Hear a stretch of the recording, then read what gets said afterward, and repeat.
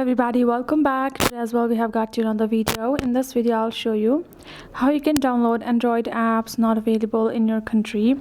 But before that, please do make sure to like our video, subscribe our channel, and yes, without any further delay, let's get started. So if you have been trying to get a hold of an app that is not available in your country, for example, when you go to Play Store and search Love Island, that app should be available for you to simply download it and vote for your contestant or something, or use the feature whatsoever. But if it's not available in your country, as you can see, this app isn't available on Google Play in this region because this is exclusively available on America only. So what you have to do is you have to simply either try to have a VPN in your phone, get a good VPN, and turn that VPN on and see if that works out, if that helps you once you have turned on the VPN and connected it to United States.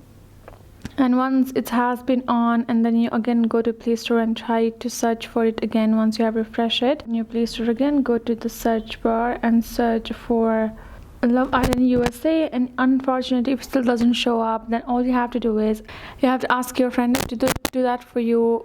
That is the only option available. Unfortunately, if it's not available in your region, you cannot have it. That is it. Hope this video helped. Thank you so much for watching. I'll see you guys in our next video.